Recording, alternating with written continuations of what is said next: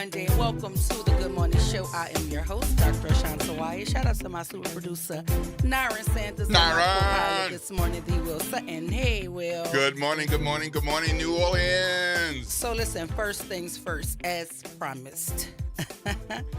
If you listen to the show, then you know that I attended the St. Augustine High School annual crawfish 35th annual crawfish boil, and I had the pleasure of serving as a judge for the ball off competition, which was interesting. But I gotta give it up to the Purple Knights of 2600. I was treated extremely well. Extremely well. Like, it was, shout out to Shedrick Roy. Like, he actually sat at the table with my son and my godson and I. But I was treated really well. Shout out to Jeff Thomas for making sure that I was treated really well. Troy Henry, I ran into Troy Henry, his brother as well. Yeah. Listen, I couldn't go 5 minutes without somebody saying, you all right? You good? You need anything? Yeah, I didn't need anything. I had everything. Yep. It was good. Crawfish was good. The people were sweet. The DJ was nice. It was a really good. He was jamming. Family atmosphere. The Italian ice was. It was a good event. It was really. I'm just go ahead and give it to y'all right now. Yeah, it was a really good event, and we were happy to have you there, and hope you'll be coming back. And, well, as long as I can be VIP, I'm coming, because that's the only way to go. That's the only way to go. It was something. The Purple Knights sure do know how to put on different kinds of parties, including a crawfish boil. And not only were you there, but you were a judge for the inaugural crawfish boil cook-off. I was, and I want to talk about my experience as a judge. Because listen, the guy that won, I did vote higher for his taste. You did. But the guy that didn't win, I voted higher for his presentation. Because let me explain something to you. Let's talk about that. Don't put no beads and all that on my plate of crawfish.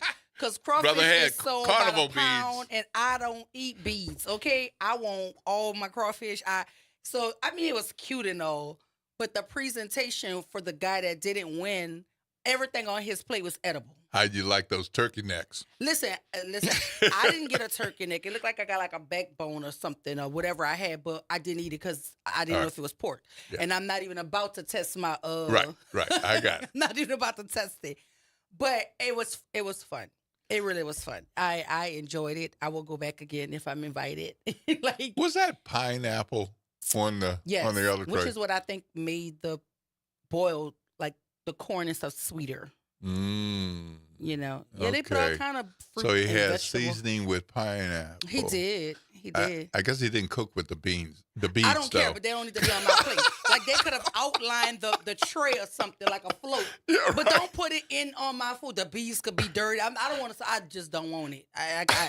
Crawfish are sold by the pound, and I feel like the handful of bees is at least 5-6 crawfish that I'm missing. I want it all. Give me my crawfish. Right. So that's the only reason. But I scored them fairly evenly because it's only 2 of them, and both of them were.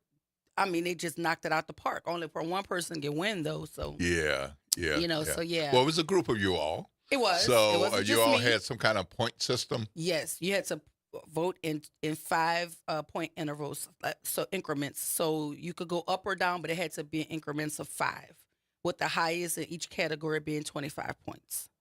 Y'all had categories. Yeah, they had presentation. Not just which one you liked. No, it had presentation, taste, explanation of the boil, in total. It was a real score sheet. Like, it was a real fancy thing. Listen, it was for real. I'm kind of used to. Check out this brother over here. No. They had a whole thing going on. Wow. But if you could boil corn in a boil, you could, because some people just overdo it. Like, the corn is not supposed to be mushy. Yeah. It's not, that's a common you still thing. should be able to spot a kernel on a corn. Like, you know what I mean? Yeah. So I enjoyed it though. Like, I would eat both of them, but only one of them could win. Well, I wasn't a judge, so I didn't have the opportunity to taste the primo. Don't hate the play. I hate the game. Don't hate the play. Hey, I'm happy for your sister that you got a chance to taste the really good stuff, the more particular. But the crawfish boil, crawfish corn, potatoes, all that was good. They had what was that? Icy ice cream. Italian ice. Italian ice was there. Mm-hmm. Yep, and it was all good. And I probably stopped at about 3 pounds. Oh no! I stopped at about 3 pounds. So I mean, it was good. And see, and when I went up there the first time, I thought they were gonna put a little scoop on it. Oh my God, a whole tray full. Yeah, listen, you got your money's worth. Like if you were there, but again, it was a wonderful experience for me. It was good company, good crawfish. My god baby enjoyed himself. My son came, so I got to introduce everybody to the kid I've known their names or whatever, but I hadn't met him. Yeah, so that was cool. There, and he's so funny, right? He said, "Oh, all the private school girls gonna be there. Let me go home and put some clothes on." Cause he was driving in from school, and so he went all the way home to change it. Oh my goodness! And then he came, and then the new head coach of St. Augustine's football team, he was there with his wife and his grandbaby. That little boy passed me up. He couldn't have been no more than 4. He passed me up and would not, he stopped and spoke to me, and then he got on my lap and he stayed with me the whole time. His grandfather kept coming over there like, dude, like, are you coming? He was like, no. He did the Matumbo finger. He was like, no. So then the grandmother came. She was like, are you okay? Is he? I was like, he is not bothering me. He was on my lap. He was laying on me. Yeah. He would not leave. I fed him. They were leaving before he decided to go back with them. He did not want to go. I keep telling people he I felt had your that presence. He felt your spirit. Felt that educator in you. So, this is what I want. I want this. Yes. I want this. And listen, and the kids don't lie now. The kids know. So it was good all the way around. 10 out of 10, I recommend. You know what I mean? Yeah. If you have not been, go to the 36th annual one. You will not be disappointed. Yeah. Well, speaking of teachers, American Idol. Shout out to Jamal. Yeah, Jamal was good. Jamal was soulful. Jamal could sing any song and make it sound like he taking you to the water to be baptized. Yeah. Like, you know what I mean? Yeah. He can just sing. I think Fantasia will be my forever American Idol, but Jamal was really, really, I was impressed. And oftentimes you think the better singer won't win in some of these competitions, but every time I saw Jamal Roberts on the stage, he commanded the stage. The people, the viewers loved him clearly. It was good. I mean, what did you think? Well, I didn't see the whole thing. I just looked for his clips. Yeah. Okay. Okay. And John Foster, Louisiana own. Yeah. Made it all the way to the top 2. Yeah. But didn't make it. But I love that Brother Jamal won. He is a elementary school teacher. Yeah. And I love that a teacher won the Idol, and Meridian. For those who haven't been there or haven't, been there in a while, it's like more than 60% Black. So what do you think his elementary school looks like? And those kids were so excited. And he's a dad. He's got he's a girl dad. He's got 3 daughters, and I'm so excited for what this probably means for his future, because as we know, there are other folks who did not win who have had amazing careers. And the fact that he has won and he's as talented as you say that he is. Yes. I mean, wow. I mean, he's got a great career ahead of him. Well, and since you didn't look at it, you would be pleased to know that PJ Morton also performed for the finale. I'm gonna have to go back look for that. Yeah, I think he performed "How Deep Is Your Love" with a young lady named Amanda. I don't really know her, but I heard PJ's name and I was all in. And so it was a really good show. I'm excited for Jamal. I think he deserves it. And Jamal has 2 small daughters, 2 little girls. They got a newborn now. Oh, they have a new baby. They got a newborn. That happened in the process. Oh yeah. Okay, Jamal. But yeah, so the whole show, it was really nice. It is good. But again, like I said, Fantasia for me, that was the one time during American Idol that I actually voted over and over and like every time I could vote, I voted. Yeah. That was the last time I remember doing it like that. But I did tune in to see Jamal and his performances. He sung one of Anthony Hamilton's songs. Anthony Hamilton reposted him and said, like he was thanking him from putting his twist on his. Everybody knows me. I love Anthony Hamilton. I love Life Jennings, and I love Fantasia Barrino, Taylor. So yeah, listen, I like good music, and he provides that. He's very soulful. He's very connected to the music. So I'm excited to see what his career is going to do.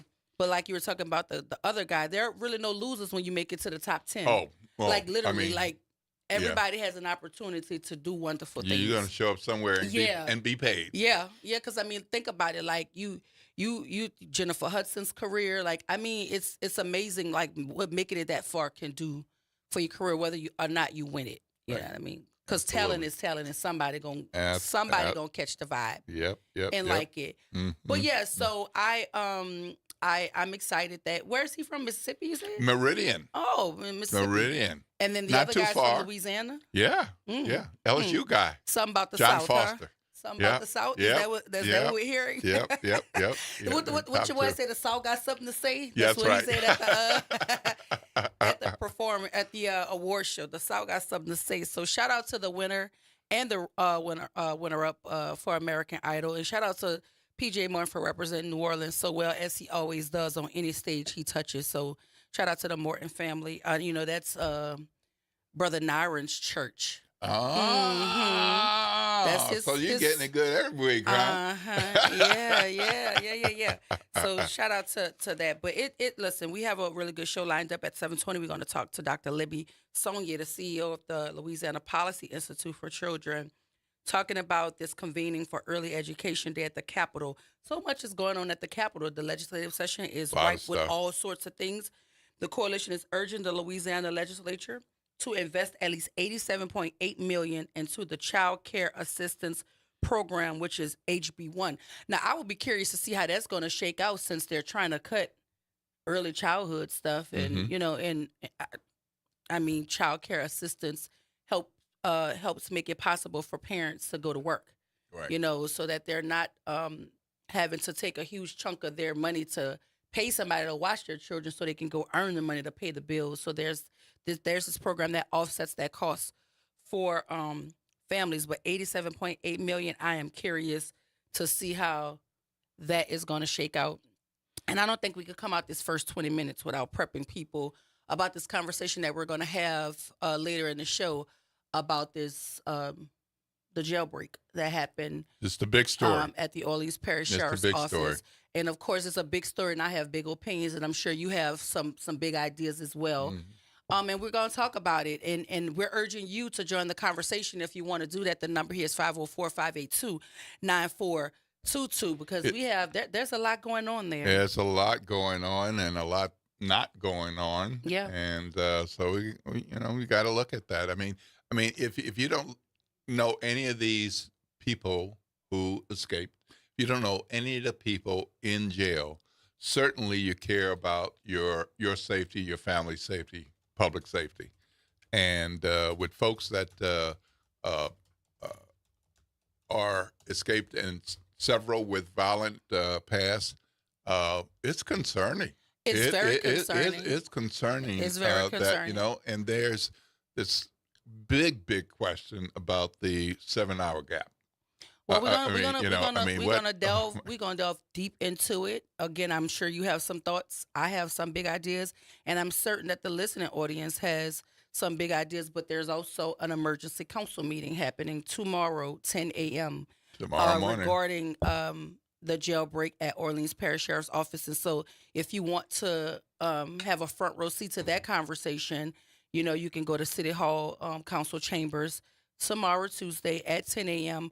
I believe that Councilman Oliver Thomas's committee meeting is typically held at that time. Right. I don't know if they're merging the two. Or I think they are. I think it's committee of the whole because every council member wants to say something and ask questions. And of course, this comes after the governor last night issued executive orders and called for an audit of all that the Orleans Parish We're gonna get jail off is into doing. all of that because that's where I want to put my energy, as everybody knows how I feel.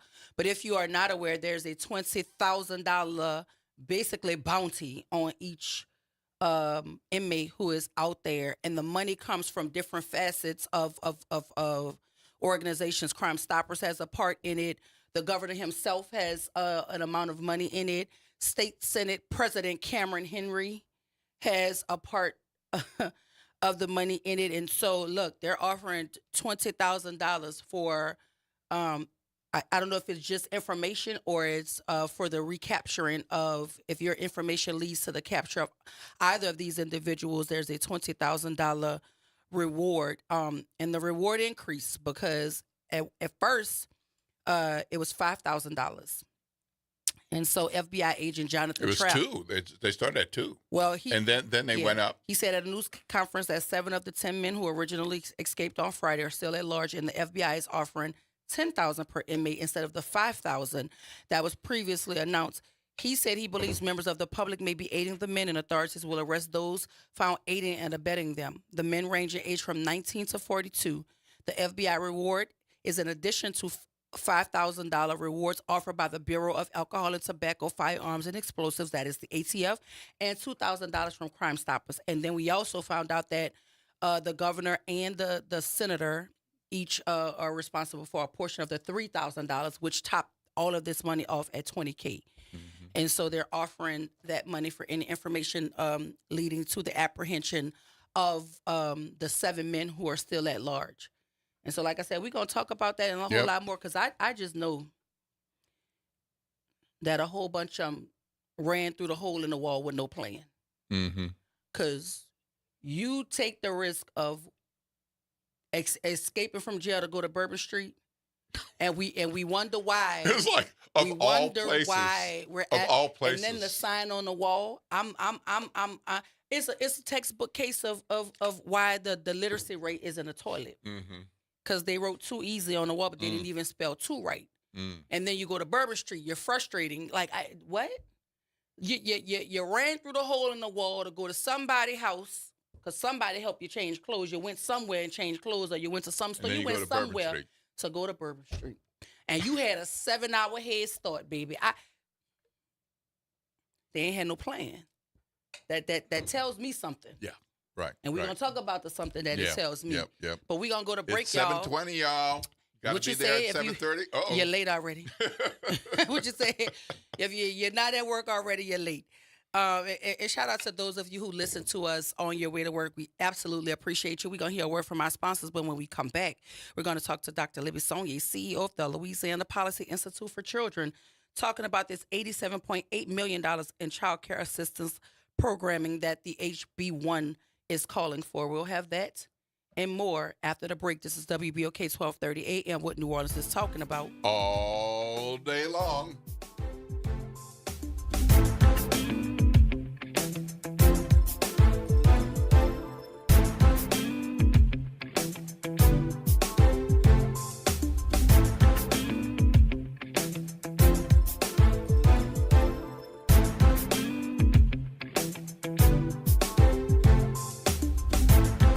This is the Bloomberg Black Business Beat, brought to you by FidelityWealthManagement.com. In 2009, Lanny Smith was looking forward to a bright career in pro basketball. He had just wrapped up a successful run on the court in college and signed a deal with the Sacramento Kings when a devastating knee injury ended his career. It's something that, man, I still have nights that I struggle with, you know what I mean? Because it was so much a part of my life, man. I went into a deep depression of trying to figure out who was I without this game of basketball. Smith shifted his focus away from athletics and into building Actively Black. It's a value-driven athleisure company that Smith uses as a vessel to empower people in underserved communities. Giving back to the community, uplifting the community is really the focus and the purpose for Actively Black. I look at the clothes as just like the vehicle in which we're doing this. You know, I've been saying we're not building an apparel brand The clothes are just a uniform for the movement. I'm Bloomberg's Justin Milliner on the Black Business Beat. On Auto Trends with JeffCars.com, here's a snippet of some of what we cover. GPS pioneer Gladys West. We worked long hours computing trajectory orbits and satellite orbits, trying to get the data and everything correct enough. Auto analyst Mark Bland. 14 new vehicle deals that happen in this country out of every 100 that women don't have a fingerprint on. To tune in, check out Auto Trends with JeffCars.com, Saturdays at 4 p.m. on WBOK, what New Orleans is talking about. NOLA Public Schools is excited for the rest of this 24-25 school year journey with our families, watching our students dive into learning, growth, and success. As the school year continues, our dedicated educators are focused on keeping every student engaged and motivated. Let's keep embracing new challenges, celebrating achievements, and supporting each other to make the rest of this year even more impactful. Stay connected with your school and NOLA PS through our social media channels for updates and resources. We're here to help our scholars attend today, achieve tomorrow. Are you now, or have you ever wanted to be in the biz? The NAACP Hollywood Bureau is proud to present Be in the Biz, a one-day symposium designed to share valuable information and access to some of the entertainment industry's top power brokers, writers, directors, producers, and storytellers from all forms of media will learn about pitching techniques, adapting scripts to the screen, collaboration between creatives and media executives, and all the behind-the-scenes roles for creative professionals. Be in the Biz is coming to New Orleans on Saturday, May 31st at Studio B. For more information and to register, visit at NAACP Hollywood Bureau on Instagram. Hey, New Orleans, look for important changes to your natural gas service. This summer, Delta Utilities takes over for Entergy Gas with a Louisiana-born, Louisiana-based approach to safe, clean, reliable natural gas. No interruptions or rate changes due to the transition, just dependable service and modernized technology to keep you running smoothly. Get to know us at deltautilities.com and stay tuned for more later this summer. Delta Utilities, focused on natural gas, committed to New Orleans. Welcome to Liberty Bank and Trust, where your financial journey transforms communities. Since 1972, our customized banking solutions power your dreams and fuel your community growth. Every dollar you invest with us circles back to empower more people, ensuring opportunities for generations. Join us at Liberty Bank. Together, we empower possibility. Visit libertybank.net to start banking with purpose. Liberty Bank, there's freedom here. Making a difference in the community. WBOK 1230 AM. Good morning, wake up. The Good Morning Show. Good morning. On WBOK.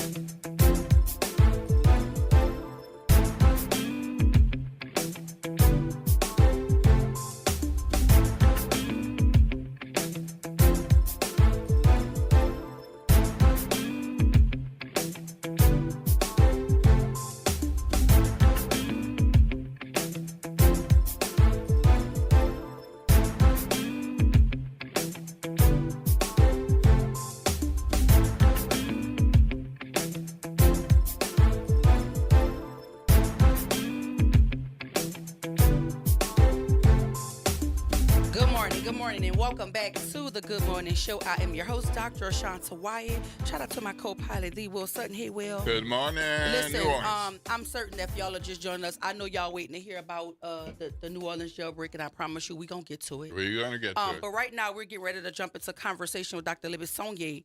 She is here to talk to us about the Child Care Assistance Program in H-Bill 1. Dr. Sonye is the CEO of the Louisiana Policy Institute for Children. Good morning, Dr. Sonye. Welcome to the Good Morning Show. Having me. Good morning. How are you? I'm doing well. How are y'all doing today? Listen, we're good. We're good. We want to just check in with you. How are you this morning? Did you sleep well? Did you have a good weekend?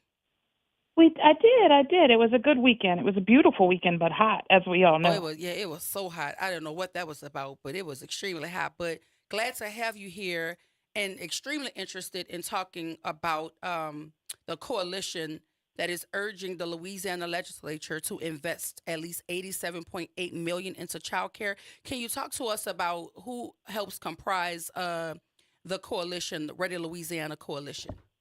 Sure. So the Ready Louisiana Coalition is made up of nearly 200 organizations throughout the state.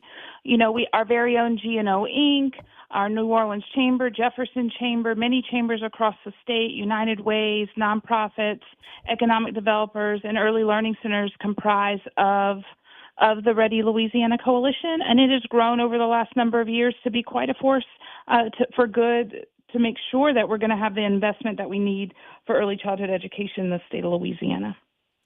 And so what are the top priorities for the coalition as you seek this $87.8 million in child care assistance? Sure. So the top three priorities for the coalition this legislative session are to get back to the $87.8 million in the state budget for child care assistance, as well as making sure that that we maintain the investment that we have in our 4-year-olds program, as well as if there's any new revenue that it could be recognized and put into the Early Childhood Education Fund.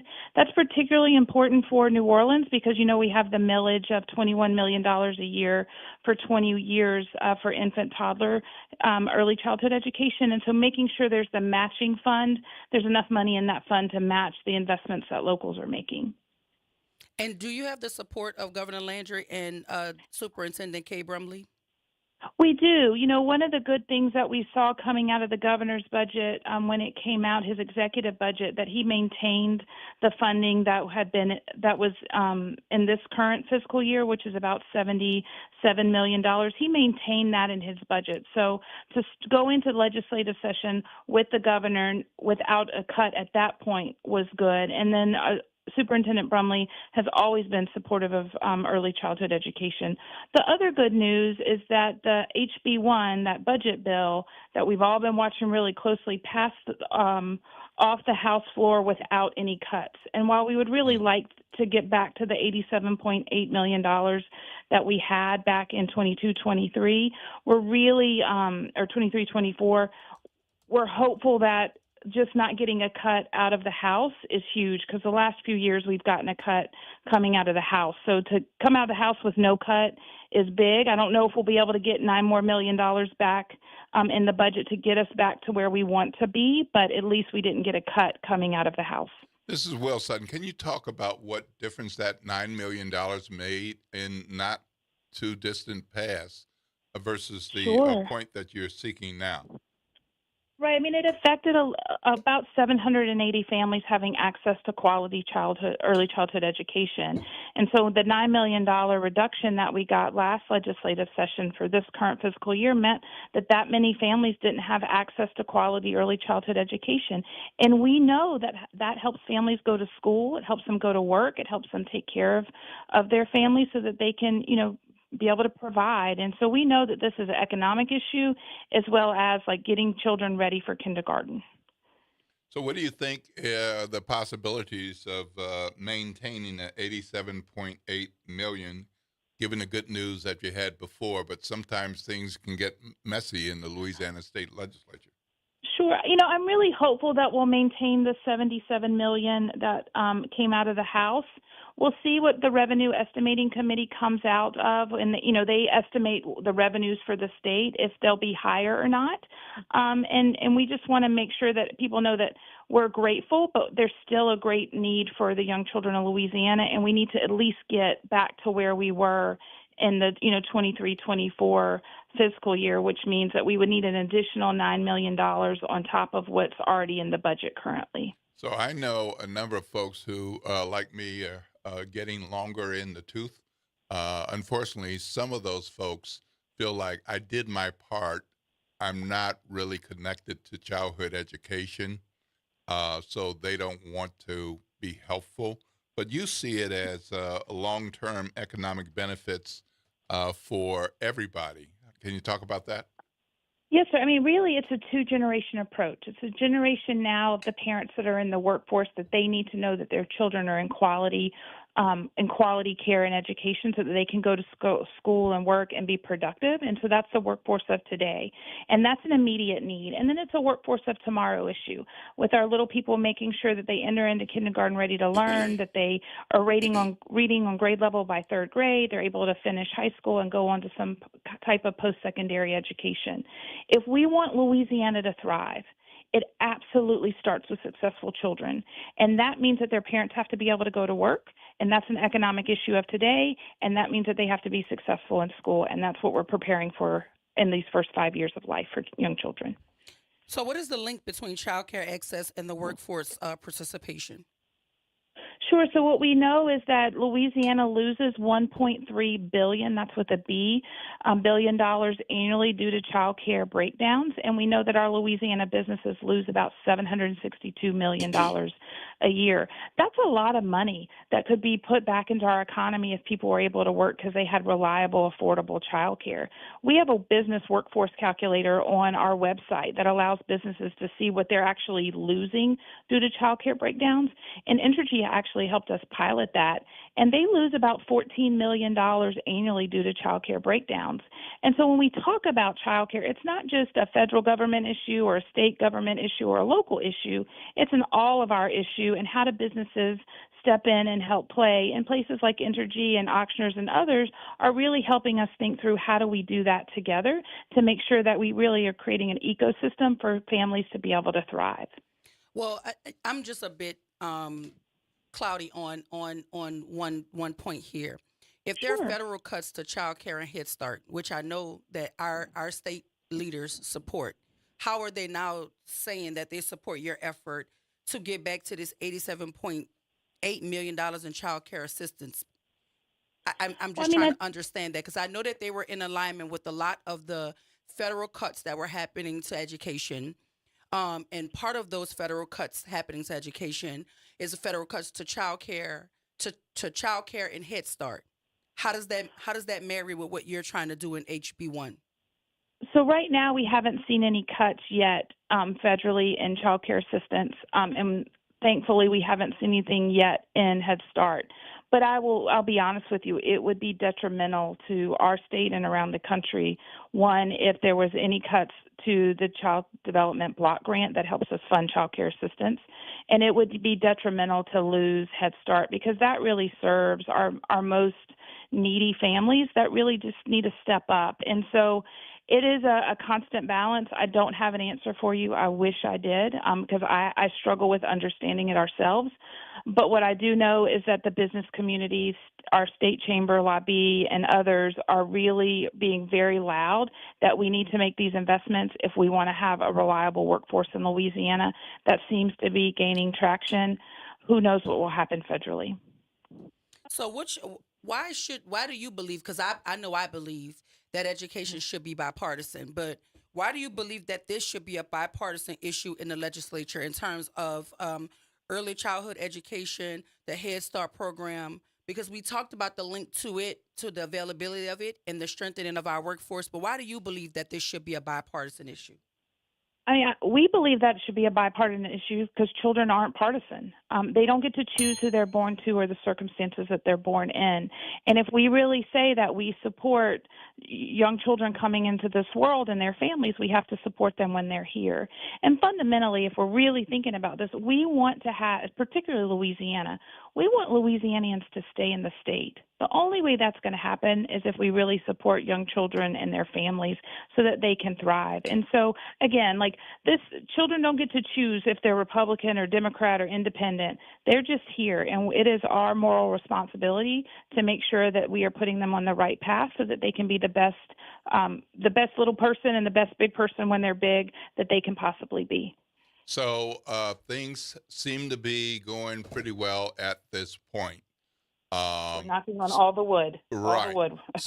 So some folks would think maybe they should pay attention to some other issues. Why should people, if things are going well so far, why should people pay attention to this, and what can they do about it? People should continue to pay attention to this because, as we know, in Louisiana politics, things can change at the drop of a hat. And if we were to lose funds, that means that families can't go to work. and that means families can't take care of their children, and we know that we can't afford that. And there are lots of competing priorities in our state, but our education system is one that we have to desperately pay attention to, and that starts from birth all the way through higher ed. And so it's important to watch how money is being spent in our state and our state budget, because our state budget is a moral imperative of what we think is important. And right now what we're seeing is education is important, and they're trying to balance all the things out that the state needs. When I hear the words moral imperative, I think about the author that I heard say those words first, and that's Senator Dr. Joseph Bowie. Mm-hmm. He's been telling us that education is morally imperative for so long, and I'm just hoping that whatever door we need to walk through to increase education and access to it and the quality of education for all children, whatever door that is, that we all can walk through it as a collective, because there's no way that we could fight for early childhood the way we're fighting for it and ignore what is happening in K-12. It just does not go together. Because once the kids come out of early childhood, whether that's pre-K4, whether that's a Head Start program, they have to go into our K-12 system. So what happens then? And the governor's response to that is the Alligator program. And I know you can't answer this, but Will and I are going to talk about it, as the show goes on. But I'm curious as to how we can have state officials saying that they support this, but the same state officials are working to try to dismantle the Department of Education, which has federal funding that supports our K-12 schools and our children who have exceptionalities and unique learning styles. That is where their help comes from. And that is those federal guardrails that protects that help. So I'm just confused at what we're doing, because it feels like we're talking out of both sides of our face. If we are all hands on deck in terms of early childhood and this HB1, how is it that the same folk who are corralling for this are not supporting the strengthening of K-12? That's my question, Dr. Sonia. Like, how are we not on the same page as a collective across the education spectrum? Because education doesn't stop after pre-K. It doesn't stop after Head Start. No, it doesn't. And what we continually hear is, usually the main focus is K-12. We wouldn't think about not funding fourth grade, but we do think about often not funding early childhood education. We have over 100,000 children birth through age 4 that are in need, that don't have access to quality early care and education. So we haven't figured this out. We have miles yet to go along with K-12 and higher ed in our state. Nothing has been figured out. While we're excited that we're maintaining, we know that we need at least $110 million annually for 10 years to be able to serve the majority of our in-need children birth through age 4. And so this really is a collective imperative. You should have access to it each and every year. I don't think they should even think about cutting that money. I don't care where you got to go find the money. I don't think you ever touch that pool of money. And for me, my point is, Dr. Sonia, it's not that I don't that the conversations are always about K-12. My point is the same officials who are supporting this, I do not know how they aren't supportive of the K-12 structure as much as I'm hearing they're supporting this. Because I'm hearing two different things, and when I read up on it, there are two different outcomes here. You're supporting the federal mandates, but the part of the federal mandate is to cut Head Start. It's to cut it completely. So I'm just not understanding how on one hand you could support it, and then on the other hand you're supporting federal cuts to it. So maybe I just need some clarity. And again, I don't understand it either, to be honest. Give me these answers. I want to talk to somebody from the state government, but I do wholeheartedly support what you're trying to do, Dr. Sonia, in terms of not only getting this money back to where it was, but keeping it safe, like safeguarding it to make certain there are no cuts to it. It should not ever be touched. Healthcare and education should never be touched, in my opinion. Find your money somewhere else. But it seems more often than not that when they're looking for fat, they always look to education and healthcare to trim fat. And I'm here to say that you ain't in the fat anymore. We straight cutting through muscle at this point. And so we need the work of this coalition to protect these dollars for Head Start. But I want it to be a continuum of protection for education. I just interviewed Xavier University President Renaud Barrett, and of course, this is their 100th anniversary centennial year. And I mean, they have a $500 million campaign goal.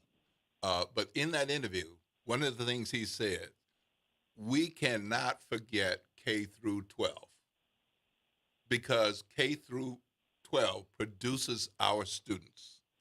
And if you don't do the best job with K through 12, we have to work with what you give us, and we can do better. And the same argument can be what Dr. Sonia is saying. In order for K-12 to do what it needs to do, we need early childhood and we need Head Start. We need it because it's not as if we could afford for the kids to just sit at home, you know, and not have any sort of introduction to education, socialization until they get to K-12. That would be a disservice. So we need these programs, and that's why I'm saying it's a continuum, Dr. Sonia. What do you say there? I agree. I say it is a continuum. Anybody that knows me well or has heard me speak, I say this frequently. They're all our babies, whether they're an infant, a high schooler, or in college. They're all our children, and we should not have to pit them against each other because of funding. They should be fully funded, and we should be able to support the children of Louisiana so that we can have a thriving system. And it's something that we need to do desperately. So can you tell us how can we get involved? How can the public get involved to support the work of the coalition? Because we do know the legislative session is happening. What can we do, or the general public can do to help what you're doing on the ground in terms of protecting K-12 and early childhood education? I mean, not K-12, it's Head Start and early childhood education.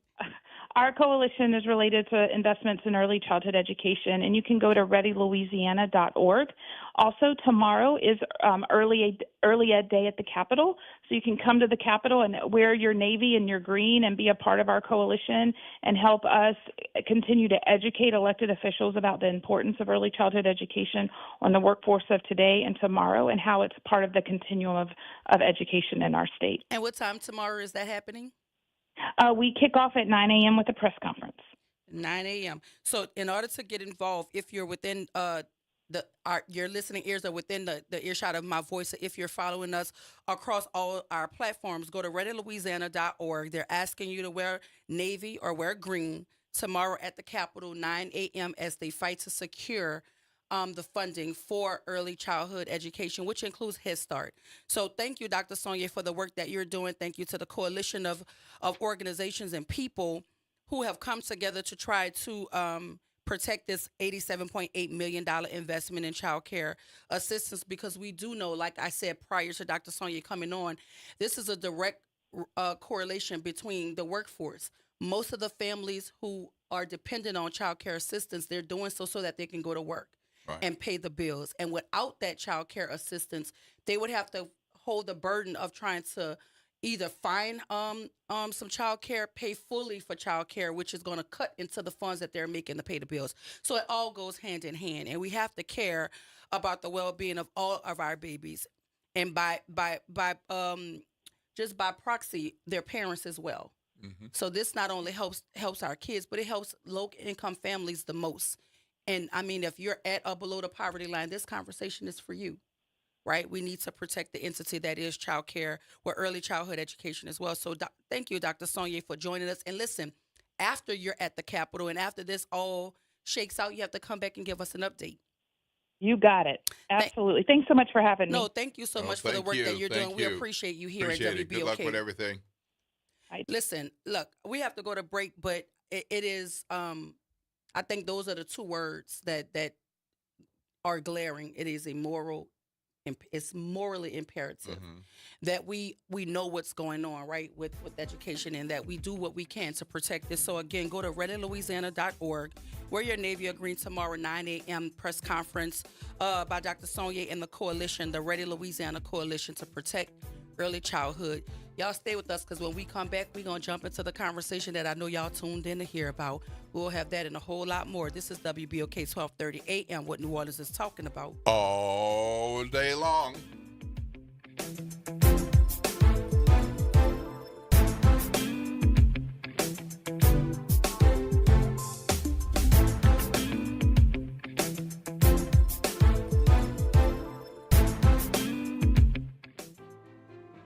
National World War II Museum. Located in the Warehouse District of New Orleans, the National World War II Museum tells the story of America's experience in the war that changed the world, why it was fought, how it was won, and what it means today.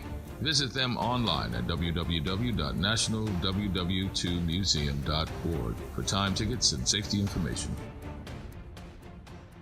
This summer, let your child's creativity shine at Camp Art, New Orleans' most vibrant, arts-driven camp experience for kids ages 4 to 12. Hosted by Beyond the Stage, Camp Art blends visual art, theater, music, dance, and creative writing with New Orleans history and culture. Plus, field trips, guest artists, and camper showcases. With full-day programming before and after care and sessions starting June 9th, it's the perfect fit for working parents. Fun, enriching, unforgettable. Register now at beyondthestagellc.com/campart and follow us on social media at Beyond the Stage LLC. The New Orleans Jazz and Heritage Foundation is the nonprofit organization that owns the New Orleans Jazz and Heritage Festival presented by Shell. With the funds generated from Jazz Fest, the foundation invests in Louisiana companies through economic development, cultural enrichment, and free educational programs.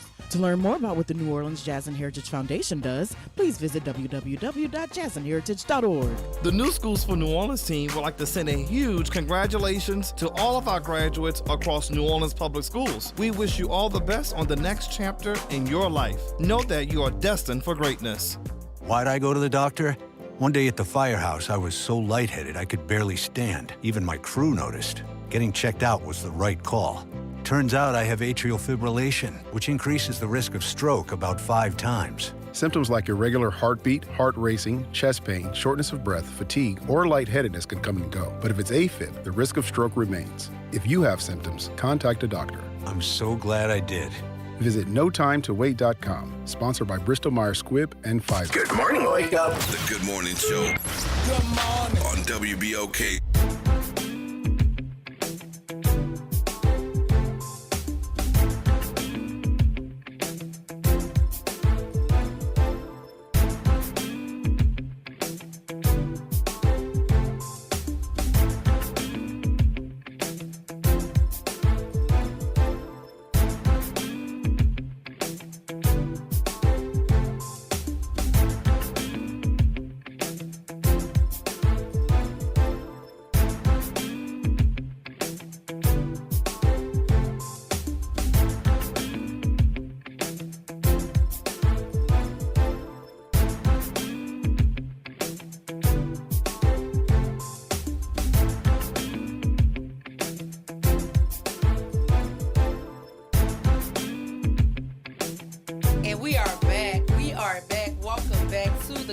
Show. Happy Monday, everybody. It's the start of the week. I am your host, Dr. Ashanta Wyatt. Shout out to the Nyron Sanders, the head producer here at WBOK. Nyron. And my co-pilot this morning, the Will Sutton. Hey, Will. Good morning, good morning, good morning, New Orleans. Listen, we want to thank Dr. Libby Sonnier for joining us this morning, talking about the Ready Louisiana Coalition's legislative priority to protect early childhood education. And they're having their convening tomorrow, 9 a.m. at the state capitol. You can go to readylouisiana.org.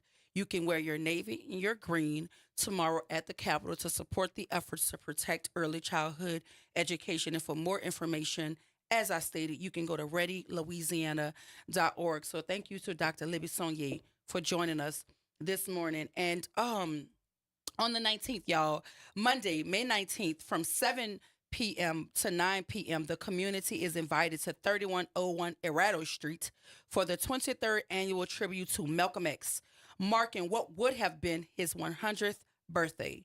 The event will honor Malcolm X's legacy as a revolutionary leader in the struggle for Black liberation and justice. Keynote speaker is Malcolm Suber, a veteran organizer with over 50 years in the movement. He will address the ongoing fight against racism and oppression. Shout out to the hosts, Neighborhood Unity, the organization Merge, and the Prisoner of Conscience Committee. Free refreshments will be provided, and provocateurs are not welcome. So if you want to celebrate the 100th birthday of the Malcolm X, you can do so on May 19th from 7 to 9 at 3101 Erato Street for the 23rd annual tribute to Malcolm X. Malcolm Suber will be the keynote speaker. Free refreshments will be provided, and provocateurs are not welcomed. So that sounds like an event. Yeah, sounds like an event. Well, I'm certain our current councilman, the Oliver Thomas, will be in the building. This it is. I think this is something that is important to him. So I'm sure a number of elected officials will be there. But I can say, without hesitation, that Councilman Oliver Thomas will be in the building. I'm hoping that most of, if not all of, those who are seeking office also will be in the building to celebrate what would have been the centennial year for Malcolm X. So shout out to Malcolm Suber with over 50 years in the movement. He will address the audience as the keynote speaker, but I'm certain there's probably a whole agenda happening, whole run of show happening. Yeah, so that's exciting. So that is happening on May 19th, 7 p.m. to 9 p.m. at 3101 Arado Street. So let's talk about it. Will, this Orleans Parish Sheriff's Office jailbreak. It is so layered. There's so many opinions that are out there about how this could have happened. And there are so many unanswered questions. I heard you say a 7-hour gap.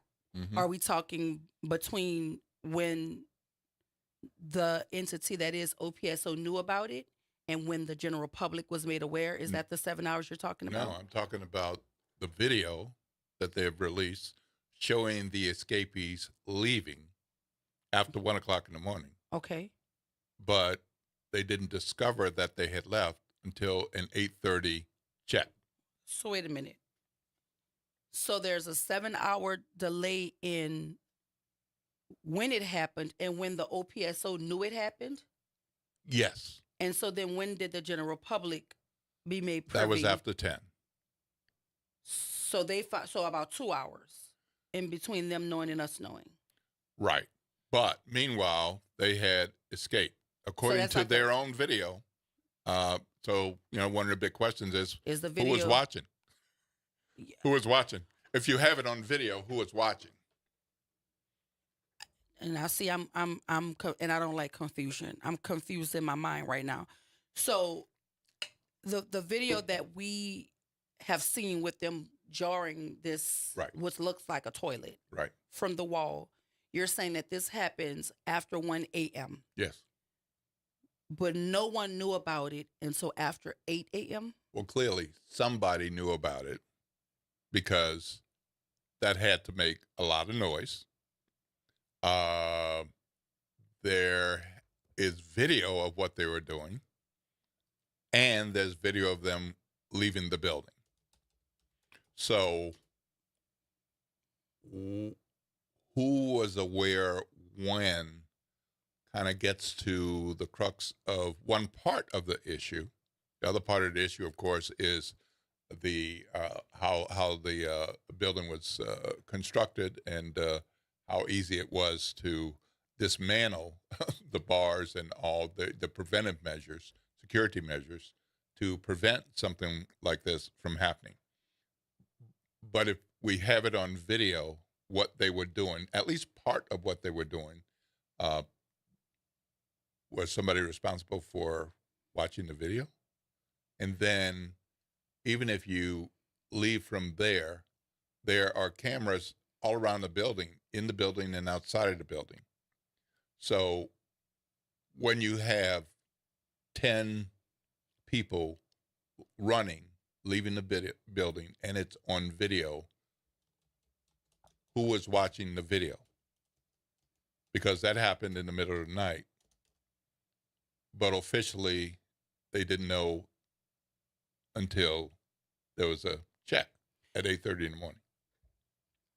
Well, there's a lot of questions that need to be answered, but I want to be clear about something too.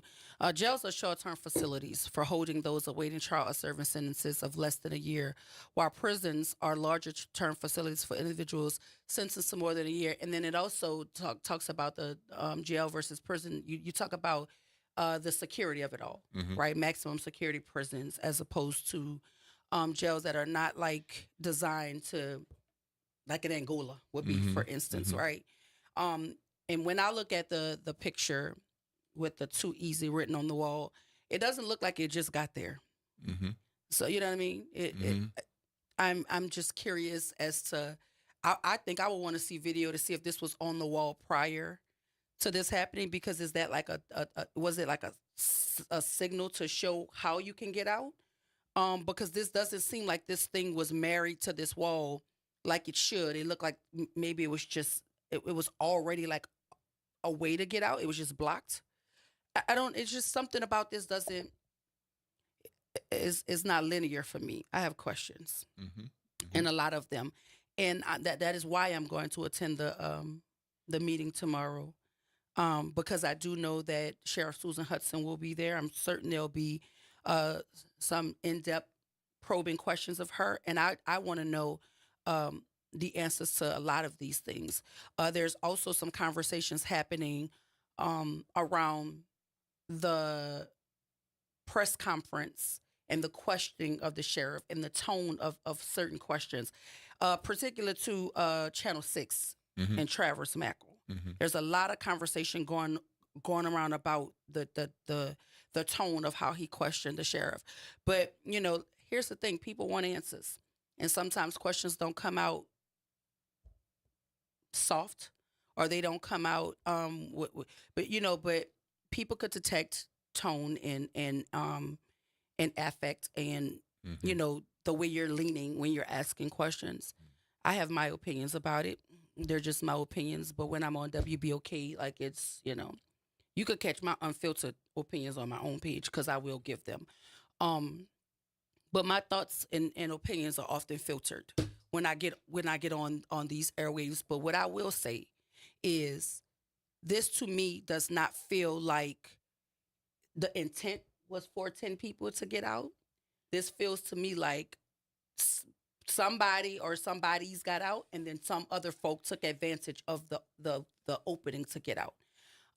Do you have, or have you seen a list of charges for each inmate who escaped? I have not seen a complete list. There are references to charges for a number of them, but I'm sure that's been compiled now. I know that there are council members who are digging into that and to more on each and every individual's background, charges, status. So I expect that to be a part of tomorrow's meeting. What the charges were. Right, and then also their status, because generally speaking, it's a pre-trial holding place, but there are instances where somebody can be convicted and be in there for a number of reasons. So there are a number of things that, even though there's a public City Council Committee of the Whole / Criminal Justice Committee meeting at 10 a.m. tomorrow, City Council Chambers in City Hall, they're not waiting until the meeting to start getting some answers. They've been working on this since the thing happened and through the weekend. Several of them been posting about it, some of the questions that they want answered. And so I know that they're digging into this to find out more, because it is embarrassing. Well, we're going to continue to talk about it. We have to go to break, but when we come back, we'll have more about the Orleans Parish Sheriff's Office jailbreak. And if you want to join the conversation, numbers 504-582-9422. Stay with us. This is WBOK 1230 AM, what New Orleans is talking about. All day long.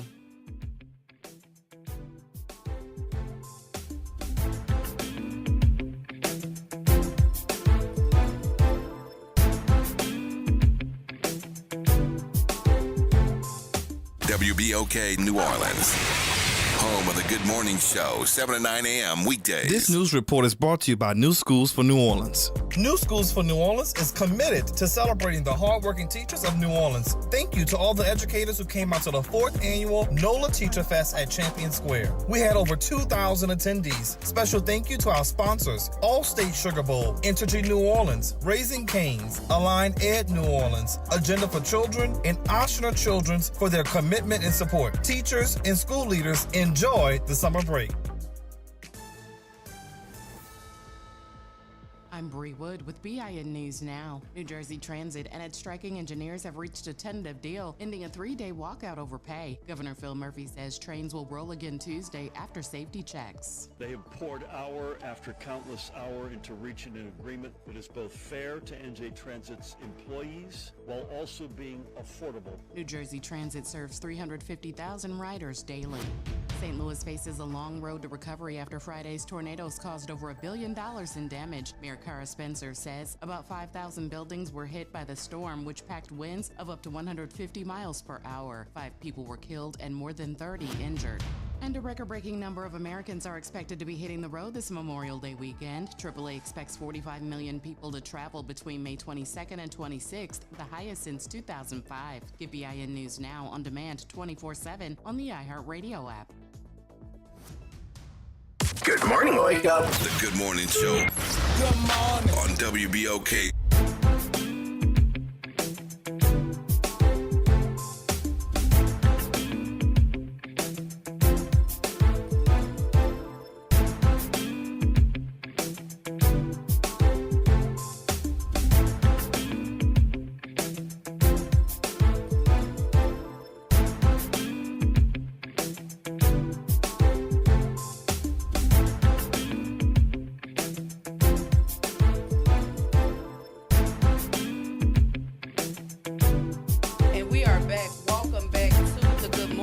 I am your host, Dr. Ashanta Wyatt. Shout out to my super producer, Nyron Sanders, and my co-pilot this morning, D. Will Sutton. Hey, Will. Good morning, New Orleans. Listen, the one thing that I do love and appreciate about being on the airwaves is the influx of information that we get via cell phone when folks want us to understand perspective when we're talking on these issues. I'm going to jump in the chat in a second to see what our listening audience is thinking and feeling about this topic.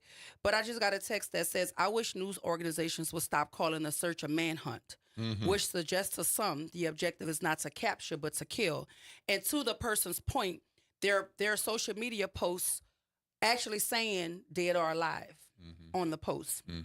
Don't know where the sentiment comes from. But what I will say is that's why I wanted to know what these charges were. Because for you to take penitentiary chances by escaping from a jail, right? It is a holding facility. For you to take penitentiary chances escaping from a jail to then subject yourself to harsher charges and more punitive charges and more harsher facilities, I would need to know why did you take, what's this about? That's why I want to know the charges. And I also know, this is what I do know.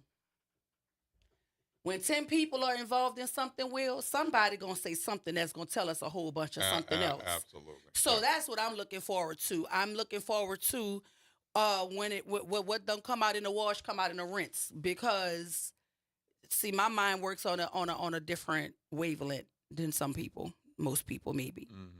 But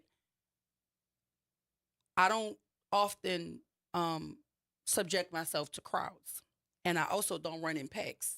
Because what I do know is what happens to me or because of me, if I ain't telling on me, ain't nobody else going to tell on me. I'm just not that girl. Like, 10 people escaping, if you really don't think that the answers are going to come out when these people get together and they're throwing all of these additional charges, and you know how harsh they're going to be, acting as if, you'll never see the light of day again. These folks are going to start talking. And that's the part of the investigation that I'm hoping bear the fruit that we really want to know about. Because this does not just seem happenstance. It doesn't seem impulsive, right? It does not. It seems like there's some organization or some planning or an objective here. But to break out of a jail and take a penitentiary chance to break out and go to the French Quarter tells me that you did not have a plan, nor did you have the resources to cross I-10. And that goes back to your other point of, was this a organized escape plan for 10 people? It was. I don't believe it was. Versus for 2 or 3. I don't believe it was. And then a bunch of other people said, I'm taking the run too. There's a hole there. Let me go. There's a hole, yeah. Yeah. And I mean, that's just how I feel. I don't think people create or plan a jail escape and invite the whole tier. You know what I mean? Right, y'all meet me in my cell at 9:30. We getting out of here. I just don't see it being that. Right. Yeah. I just don't see it being that. Because at some point, it gets to too many people. Yeah. Yeah. I don't need you right now. I'm trying to get out of here. Well, once the subject of the escape got out, I don't think he cared who followed. Yeah. You know what I mean? Let's see what the phone lines have have to offer us. We have folk calling because people want to drop their opinion on this story, and I'm curious to know what the thoughts of what the thoughts of the community are, because again, we have our ideas, and some of them I'm not going to share have our questions on the airways of WBOK because it's just not the platform for it. But 504-582-9422. I was trying to answer the phone. It looked like Shedrick was on the phone. Oh, I don't know if he was. 504-582-9422. You got something to say? You got a question to ask? You know something about this that even the news media doesn't know? Let us know right here at WBOK. 504-582-9422. Them people gonna start talking, and I'm curious to hear what they have to say. Let's go to the phone lines. Good morning, Shedrick. Welcome to the Good Morning Show. Good morning. You know, what caught my attention yesterday was when you caught two of them, you immediately flew them to Angola. So if these escapees were that violent, why were they still here, period? Even if you had to transport, even if you could have had a Zoom conference, if they were that violent, if we know the sheriff has been talking about this building not being up to codes, and she talked about it numerous times on WBOK. So why were these people here?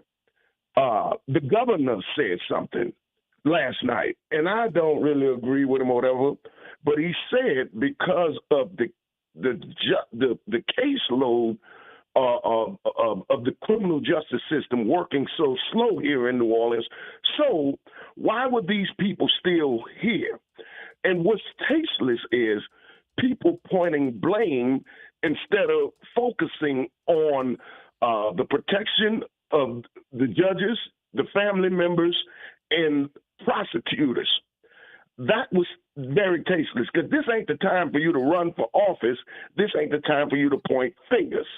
This is the time for you to show us that you're leaders. So this ain't just a problem with the jail break. Why are murderers being housed in this jail? And I'll hang up and listen. Appreciate you. I couldn't wait till somebody opened that door so we could talk about the politics of it all, right? Because here's what I will say. I do know that Sheriff Susan Hudson has on many occasions talked about the facility not being up to standard, which is why they needed to ensure that the millage passed and all of these things. And that was only a piece of it. That was only a piece of it, right? But she said over and over, I've heard it on multiple times, that the jail is not up to code. And from the outside looking in, everybody thinks it's a fairly new facility. It should be up to code or whatever the case may be. But just from that picture alone that we see, I mean, no. And if you could just take your arms and pull an entire toilet from the wall, without alerting anybody on the tier, alerting anybody that is supposed to be governing the facility, something in the water ain't clean. But anyway, to the political aspect of it all, this is what I would have respect for. I understand that it's political season, right? I understand that folk are running for office. I understand folks are vying to be the sheriff. It would do so much for me as a voter to see an opponent work side by side with the incumbent to offer support and assistance and whatever insight you think you have to help get this under control. That would say a lot to me as a voter, because it tells me that you care more about the city and the well-being of the citizenry than you do about a title. But we don't do that here. We jump at the chance to point out any type of gap or any type of flaw because we want the seat. The district attorney said this is a complete failure of the most basic responsibilities entrusted to a sheriff or jail administrator. We know he has a candidate in the sheriff's race. Mm-hmm. Councilman Helena Moreno said via a video that the length of time between the department noticing and informing others was totally unacceptable and incredibly irresponsible. I agree. we know that the councilwoman is running for mayor. At Sunday's press conference, Mayor LaToya Cantrell deflected questions about whether she was pleased with how quickly the public was informed, instead praising the investigation since the escape. What you wanted her to do? What did they expect her to do?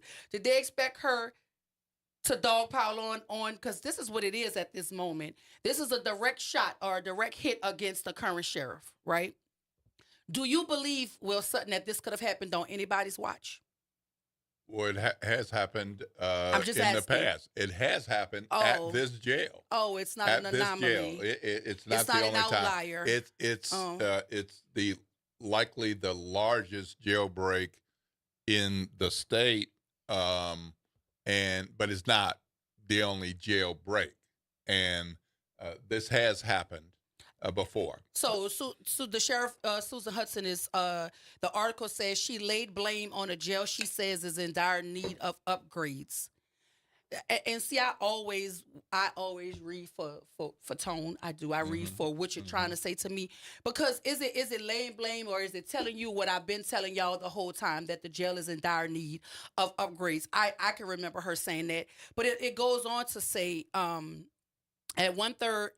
about one third of the jail security cameras are inoperable, according to the department, including 3 in the area where the escape occurred. You think the prisoners knew? You think the prisoners knew? Of course they knew okay. The inmates were also aided in their escape by faulty cell doors and the removal of toilets and other jail infrastructure, said Deputy Chief of Corrections Jay Mallett, which could only have been accomplished by someone inside the facility. Now, that's a big old statement right there, because let's talk about it. The Deputy Chief of Corrections, his name is Jarosky J. Mallett. He said this could only have been accomplished by someone inside the facility. The article says the department is already investigating if this was an inside job. And if I heard the press conference correctly, I heard the sheriff insinuate that this could not have been done without more than just the inmates. Yeah, she acknowledged that. Yeah. It says, up for re-election this fall, Hudson characterized the jailbreak as suspicious, suggesting in a press conference late Friday that the timing was too coincidental to be an accident. Before the jailbreak, Hudson was headed into the race with a recent, albeit narrow, win when voters approved the millage to support OPSO operations. That millage, however, won't be enough to make all the upgrades she says the jail needs. Replacing the faulty locks alone will cost about $5.2 million, officials said. So, is there some credibility to the conversation around the infrastructure of the jail not being up to par, which aided in the 10 inmates' escape? Oh, absolutely. Absolutely. The area where they were making sure that they could get through the hole, that process was started after midnight. But I don't think you can start that after midnight on Saturday morning and be done with it. I think you have to have more advanced work to, I want to know what the schedule is. on Will. that. I want to know what the schedule is. I've been to Angola a number of times, a whole bunch of times over a number of years. And even when you're in the visiting chair, visiting your loved ones, they doing counts. Yeah. They got to get up from that table, visiting, and go and get counted. What's the schedule? Because you're not going to tell me that unless you're severely understaffed, that nobody's checking bed counts and head counts for 8, 9, 10 hours. What's the schedule? That's my question. And let's not act like the sheriff herself is in there doing head counts and body counts after midnight, right? So who was on schedule, who was supposed to be at work, doing what you're supposed to. I want to know these things, because we do understand that people who wear your uniform don't often play for your team. That happens, right? So I want to know what's going on here. If it was your job to watch the cameras, where were you? If it was your job to do the head count, What is the intervals? Is it every 2 hours, every 3 hours? How often are we doing body counts and head counts up in here? Because I could go to Angola visit for 4 hours and they gonna count 2-3 times in a 4 hour span. Mm-hmm. I want to know what is the protocol. I don't care if it's nap time. You still know that people with the imagination to do something could figure it out. You could be up in there turning a toothpick or a toothbrush into a knife. We need to know what the protocol is. So is it a body count, head count every 2 hours, every 3 hours? Is somebody supposed to be manning the cameras 24 hours? You know, there's never a time where the cameras are not being manned. These are the kind of questions that I want to know. And if we can see that somebody's job was to do it and that person was on duty and wasn't doing it, then how do you then say this is Sheriff Susan Hudson's fault per se? Because we know she's the leader, so everything is her fault per se. But how do you just lay it all there when the protocols are in place? That's what I want to know. If the protocols were in place and people just decided not to follow them or selectively enforces them, that leads to vulnerabilities. I want to know what is the protocol, who was supposed to be at work, what is the standard operating procedure. Do you go looking and check in to make sure bodies are in beds every 2 hours? Because there's overnight shifts, right? There are people there overnight, right? So are you just there to be there, or are you there following protocol? Part of the question is they're overnight shifts, they're day and night shifts, there's third shifts, there's weekend shifts. But how many people do we have? That's my question. On each of those shifts? Those are the questions. Because, what's the protocol? Because at some point, you don't want to have a person doing a job at a station and that person has to go to the bathroom. Okay, then what? But there's that person a protocol has to go for to that. lunch. If I have to go to the restroom, then somebody should be relieving me so that I can go to the restroom, because the cameras can't afford to not be manned. Right. The checking bed checks cannot afford to be missed. That's just what that is. I want to know what the protocol is. I want to know if there's supposed to be people manning certain things on 24-hour cycles, right? So that means there's no gap areas. This is a jail, right? It's a facility to ensure that the safety of not just the general public, but the people who are working inside the jail. You put people at risk when you're not doing your part, if you're not manning the position you're supposed to be manning. And so I just want to know what the protocol is, and that's why I'm going to the meeting, because I'm hoping somebody asks that question. What's the protocol? Whose job is it to check the beds and do the head counts through the night to ensure that the same people that went to bed at 10 o'clock are the same people that are in the bed at what time did they discover this? 8 o'clock? 8:30, officially 8:30, and the sheriff was notified at 9. It says 10:30 is typically lockdown. Mm-hmm. 10:30. Right. It says at 12:23, detainees began yanking on a first floor sliding cell door to pull it off its track, while a civilian department employee who was charged with watching the pod of cells stepped away to get food. They succeeded in passing through the door before she returned. So y'all want us to believe at the exact moment that they decided that this is ready, set, go, that's the moment that she decided to go get food? Yep. Y'all know I like to talk about TV shows and movies that I like in this too, right? Right. But there's an episode of Chicago PD that literally this is art imitating life, or is it life imitating art? Yeah. I just don't buy it, and I want to go sit in the meeting to understand it better, because it also says at 1 o'clock the inmates exited the jail, scaling a wall, using blankets to cover razor wire, and ran across Interstate 10. So you telling me the only person between 10 inmates and an escape is a civilian department employee that left to go get food? Here's a guess on my part. Here's a guess. It's been a rough. Can we hold your guess? What? You gonna promise that you're not gonna forget it? I'm not gonna forget it. Jot it down so you don't forget it, because we're gonna go to break. But we gotta go to break. I'm interested in hearing your guess. And if you want to join the conversation, number is 504-582-9422. We'll come right back with Will Sutton's guess as to what's going on with the OPSO jailbreak. We'll have that and a whole lot more. This is WBOK 1230 AM, what New Orleans is talking about. All day long.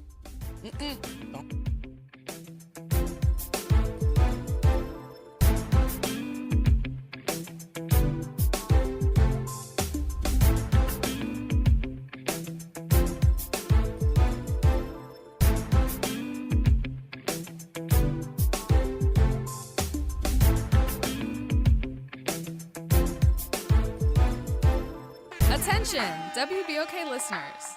Are you a fan of the station and want to show your support and style? Well, we've got some exciting news for you. Introducing the official WBOK merchandise, the perfect way to wear your love for the station. Whether you're a longtime listener or a new fan, we've got something for everyone. Head to WBOK1230.com now and grab your WBOK gear before it's gone. When you buy WBOK merch, you're not just getting quality items, you're supporting the station you love. Good morning and happy Monday. I'm Morgan Lentis with WDSU News, and here's a look at today's headlines. The manhunt for 7 escaped inmates from the Orleans Parish Jail enters its 4th day. A total of 10 inmates escaped early Friday morning, and since then, 3 escapees have been recaptured. The remaining 7 are actively being sought by law enforcement agencies across the state. And this morning, Governor Jeff Landry is blasting the court system in New Orleans, saying the jail is overcrowded because cases aren't moving fast enough. As a result, Landry is calling on the state Supreme Court to investigate what's slowing things down. He signed an executive order Sunday to review the number of judge trials and acquittal rates at criminal court. Meantime, the New Orleans City Council will hold a meeting tomorrow to discuss the jailbreak and issues at the facility. At a Friday news conference, Sheriff Susan Hudson blamed infrastructure issues like faulty locks and inoperable cameras for aiding the inmates' escape. Council members have taken issue with some of those claims, saying they were not made aware of the problems. And finally, New Orleans police responding to shots fired around 1:40 Sunday afternoon near the corner of Edinburgh and Eagle Streets. Investigators say they found a man with at least 1 gunshot wound inside a car. He died at the scene. That's a look at today's headlines. I'm Morgan Lentis with WDSU News. Have a great day. Connect with NOLA Public Schools. Follow us on Instagram, Facebook, and X for the latest updates. Sign up for District Digest, our official newsletter where we share district achievements, celebrate student successes, and keep you informed about our vision of providing a high-quality education. And don't miss our school board meetings. Watch in person or live stream on YouTube. Stay informed. Stay engaged. Visit NOLAPublicSchools.com today. Again, that's NOLAPublicSchools.com. Hello, I'm Gary Clark. Please tune in to Dr. Clark 101, The Living Classroom, which is broadcasted weekly every Wednesday at 12:30 p.m. on WBOK 12:30 a.m. on your dial. And as always, it's been a pleasure.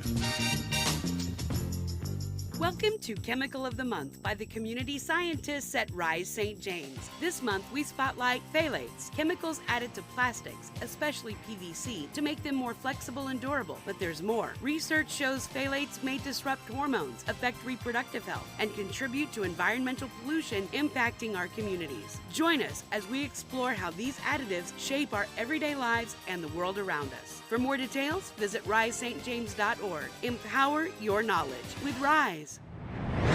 Making a difference in the community. WBOK 1230 AM. Good morning, Wake Up. The Good Morning Show. Good morning. On WBOK.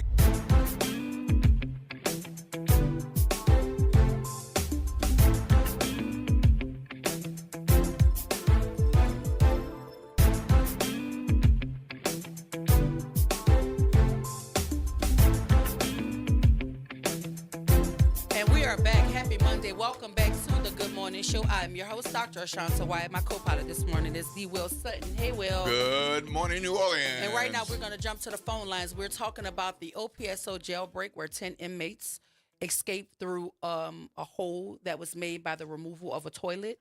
3 of those individuals have been apprehended and sent to a more secure facility, and 7 of them are still at large. There is a $20,000 bounty is what you can call it, right? It's reward. A bounty.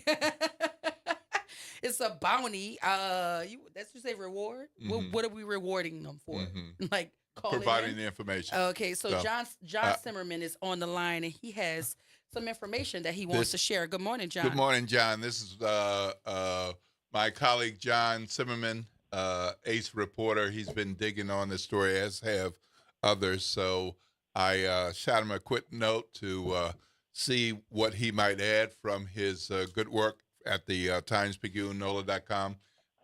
Obviously, we could talk about this for hours because it's such a deeply layered story. But can you give us a quick update on the escapees? Anything about the charges that they were in there for? Were any of them convicted? Can you give us anything on that? Sure, Will. I mean, yeah, there were many. There were 5, I believe, who had murder or manslaughter charges. 1 who was convicted and awaiting sentencing, and that's become an issue. Derek Groves, and he is still on the lam. And I think that the governor brought him up yesterday, I believe, and talking about how he needed to have moved along. But I spoke with Liz Murrill, the Attorney General, on this issue, and she's looking deeply into his record and his jail stay there. He still was awaiting trial on a case. I believe it was a murder case that got overturned. I think he was convicted and it was overturned, and he was sitting there awaiting trial. He was convicted in October. He pled guilty, I believe it was to 3 counts of manslaughter, and was awaiting sentencing. But Liz Murrill acknowledges he wasn't going anywhere. He was going to be at that jail as a state inmate or as a parish inmate, probably one way or the other, because if he's got a trial awaiting, it's sort of more costly to keep toggling him back and forth. So that's kind of how they do it. So, that guy, the governor sort of said that he is an example, and I guess he is, just having awaited sentencing for that long, but he wasn't going anywhere. The others were awaiting trial. They were pre-trial.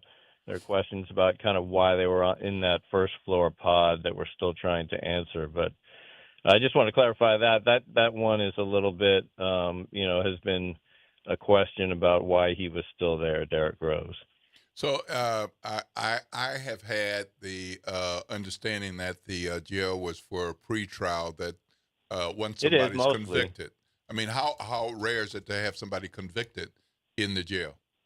Not that rare. I mean, people have multiple cases, to keep if they're kind of at the same time, to keep them there. I can't break it down for you how many people in their state, but they don't want to keep state inmates in there after they've been sentenced. That was an issue with crowding last year, where they had some people that Susan Hudson's office started getting out of there quicker. DOC, this sort of transition from parish to DOC for the more serious convictions, because they go to the state prisons.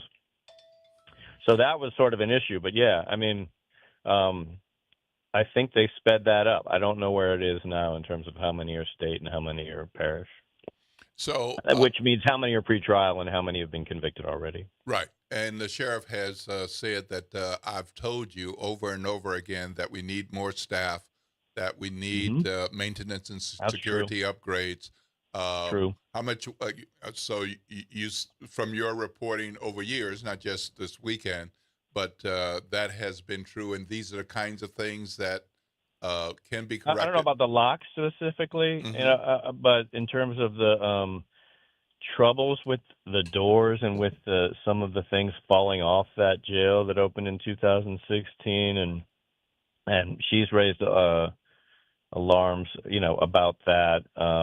That dates back to, when Marlene Gusman was sheriff, and, in the early years, they found some issues with that jail, not surprisingly, I guess. And then there are real questions about the design of that facility, why it was designed the way it was.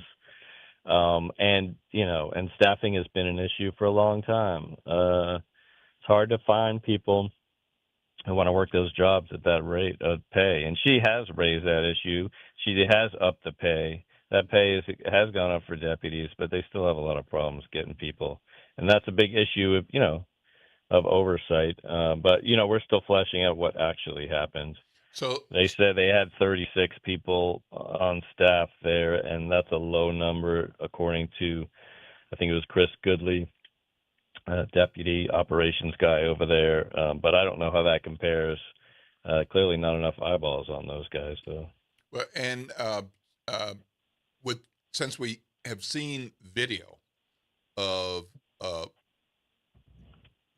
jarring the door and with the hole in the wall behind the toilet and the actual escape from the building, don't we have people watching the video all the time, or no? Apparently not. Apparently not. I think there's supposed to be someone watching the video all the time. But, I mean, how do you go 7.5 or 8 hours and not notice that and have somebody watching the video? Clearly they weren't watching the video. How many cameras were broken? I don't know. I mean, they obviously had enough cameras that we're all seeing those guys jump off the dock there. It's a pretty wild image. But, yeah, no, I mean, clearly we're going to see what kind of records they have about staffing and who was there, who should have been there. Well, I have This been is looking Dr. Wyatt. because I've been wanting to know what the charges were. And I heard you say that 5 inmates had some sort of murder or manslaughter charges. But I believe that's well, Joey this is what I Grandia, found my colleague, did that work. from the Go ahead. 7 folk who are still at large. One of them being Antoine Massey, who has also escaped from a facility before, dating back to 2007. But he was held on domestic abuse and vehicle theft charges. He's also wanted in St. Tammany Parish for kidnapping and rape. Derek Groves, he's convicted of killing 2 people and shooting 2 others on Mardi Gras Day in 2018. This is 2025. Why is he at OPSO? You're talking about who? Derek Groves. Yeah. Well, that's what I was talking about. That's the guy I was talking about. Yeah, right. So right. The third person still at large is Linton Van Buren, accused of a 2021 homicide in New Orleans East. Jermaine Donald charged with attempted second-degree murder, aggravated battery, weapons violations, and obstruction of justice. Gary Price wanted in connection with an attempted first-degree murder case. Leo Tate awaiting trial on burglary, drug, and weapons charges. And Corey Boyd accused of killing Brandon Fees during a car burglary in 2024. These are the 7 individuals who are still at large, and I'm just puzzled at the length of time that they're in a facility that is only supposed to be a transitional space for them to be pre-trial. But this Derek Groves is from 2018. It's 2025. That one's a little different because his case got overturned. But yes, you're absolutely right. I mean, there's 3 of those people, including Groves, who are almost 2 years or more in that jail awaiting whatever it is they were awaiting. And then the rest, my understanding, and looking at the 7 others that escaped, were less than a year in there. Yeah, and so the question would be, John, is this solely Sheriff Susan Hudson failure, or does this seem to be like a collective responsibility on different levels of government in this city? Yes, no, I mean, there's a standards for, how fast cases should move. And this courthouse is slow. Stay tuned on that. We've got more reporting to do on that. And, but indeed, that's been an issue for this courthouse for a very long time. And here's the other thing. Former Sheriff Marlon Guzman called the escape inexcusable. He goes on to say, you have to keep these security systems up to date and you have to man them properly. But these toilets are bolted from the back. The pipe chase is secure as well. So it looks like it's just a lack of accountability, responsibility, and transparency. So my question would be how? If they're bolted to the wall. That's right. Then how, if we're watching the same video, was it so easily removed from the wall? The pipe chase from is behind, secure as that's well. my understanding, From behind the right? wall. I mean, that's my understanding is that there's supposed to be like a little kind of a secure area behind there, not just free to the outside for one thing, but for the other thing that, I mean, there's this talk about an inside job. Susan Hudson has said it, so, that they got help in there, and that's what they're saying. They suspended 3 deputies. They say, they've had to have had some help.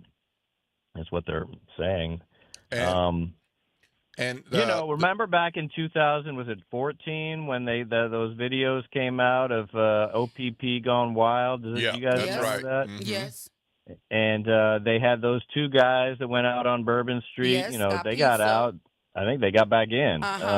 They did. And so, they had help from deputies. It looked like in that one. I mean, you have to if you're rolling dice and smoking and having pills and guns inside the jail. Just for the record, that wasn't Sheriff Susan Hudson in No, 2014. it was Marlon Guzman, and he kept it in his safe for some time until it came out during the consent decree hearing. That's right.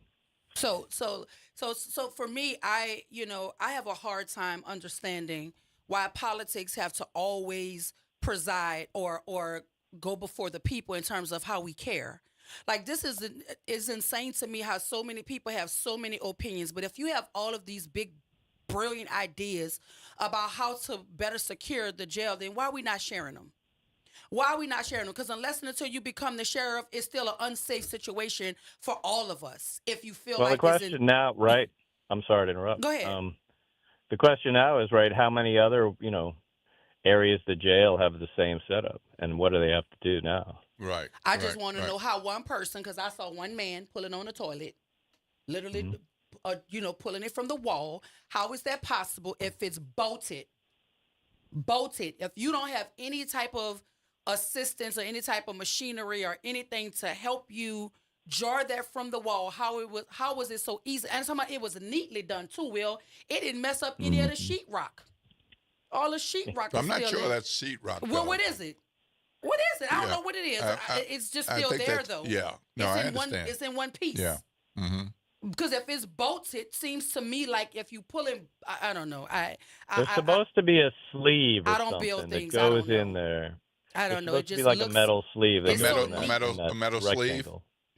In that rectangular slot, I believe, I think. Okay. Somebody And so showed me all that of these yesterday. men, John, all of these men crawl through these squares and the piping. So it seems. That's where they went through? I don't know. Me either. Right. Yeah. Seems that way. Because I'm looking at this square and I'm like, Will, like, come on now. You the size of some of these men. I can't see you unless you fold up like origami and get. I mean, I guess. If I don't think. If you want your freedom, you can fold up like origami. I don't know. Yep. I just. Well, I'm just confused. I guess if your head can fit in. No, not my head, John. This head is supersized. I got it So from my what daddy. should we expect from City Council tomorrow? I mean, they're digging in. They've got a special meeting, Criminal Justice Well, Committee. now the governor's calling for an investigation, so it's going to be like January 1st again. We're going to have multiple investigations. Apparently. Lord. And here's the other thing that's important for people to know about this. It says the governor has called for Attorney General Liz Murrell to begin an investigation, as well as the Department of Corrections audit of the Orleans Justice Center that should be complete this week. He has plans to issue an executive order Monday calling on the state inspector general to review the statuses of inmates inside the jail. Councilwoman Helena Moreno and State Rep Jason Hughes were also they had already tapped the Louisiana legislative auditor to inspect the OPSO. Now, I never knew that until this story came out, that Councilwoman Helena Moreno and State Rep Jason Hughes had already asked the Louisiana legislative auditor to inspect OPSO. I didn't know that before this happened. It's interesting because this jail's been under a federal judge's oversight, for more than a decade. Judge Lance Afric, who's a former prosecutor, and he's and so this is kind of going to be a test of his, how well did he oversee this thing, and why is 10 years into a consent decree over conditions at this jail or more than 10 years? That's my point, John. That is the point that I'm hoping does not get lost. The condition of this jail is not anything new. We've heard this over a number of years. About this is the new. I mean, this opened in 2016, and we've seen several incidents in here for sure. Yeah. So I mean, that's the thing. I want to know if anybody else is going to have to carry the water for this, because this is to me a collective lapse on a number of entities who are in charge of overseeing this thing or ensuring the safety of this thing. And I just don't understand how somebody could sit since 2018 in a transitional facility as they await certain things, but you have convictions and you're still there. There grows a different case. He was back and forth. His case got overturned, I think the one he was on for back then. And so he's been awaiting retrial. Then he's got another case that's still pretrial. That's I forget what it's. I think I'm not going to say what it is. Well, that's okay. But no problem. But yeah, I mean, he's so I talked to Liz Murrell, and she sort of acknowledges, he should have been there. It's not that he shouldn't have been there. But yeah, he was there for a long time. I mean, that's what 6-7 years. Yeah. Yep. And I mean, all that's going to marry to the idea that certain folk don't have the money to bond, or to get out, and all of these all of these issues are going to come up because of this jailbreak. But I am like leaning in to what is going to happen tomorrow at this city council meeting. Right. What were you saying? The courts are going to do what? Susan Hudson going to show up? Do they call her? Is she going to testify? That's my understanding that she'll be there. That's my understanding that she and the team will be there tomorrow morning, 10 a.m. City Hall. Yep. So, well, we really appreciate you calling in and giving us some more information. There's so many layers to this, and we look forward to additional reporting by you and our colleagues at the TimesPicayune.NOLA.com. Thank you so much for calling in. Appreciate you. Thank you. Hey, Ken. Ken, good morning. Welcome to the Good Morning Show. Good morning, Doc. Good morning, V. Will Sutton. How are you guys? Good morning, Brother Jones. It was good to see you all at the Crawfish Boil. It's a great event. I think more people should come. I'd be kind of jealous because it's great to see all the alumni from the various years that are there and the students who are currently there. On a different note, it was interesting this morning. I was listening to WWL, and he said, well, with the jailbreak, that a lot of those prisoners, and maybe a number of them there was 60 prisoners awaited to be transported. Transportation is very special in terms of the requirements and the cost. It's really high to transport an inmate. You wouldn't think so. So being in a local jail for longer, even years, this guy was a bad guy that you were talking about, so they had to deal with him, and it's easier for you to talk to your counsel, and it's easier to have proceedings if that person's in the local jail, Dr. Watt, to the point that you were raising. But the state should have been transferring people some time ago. In terms of the jail itself, part of what you're finding when Marlon Gusman went out of office, who was a fairly competent administrator by most rights, I would give you this. Institutional knowledge matters. What ails this jailbreak, added to the jailbreak, ails our city generally. After Katrina, the people who really knew things and had the knowledge to how things ran and what was supposed to be what were washed out. Some retired, some didn't return, some were let go after they returned. You had a sheriff change, the change in the sheriff's office. Susan Hudson wanted her people, a lot of which who did not have up close and personal knowledge about the facility opening. You had people retire, like Major Howard just recently retired. Those sort of people have vast troves of information.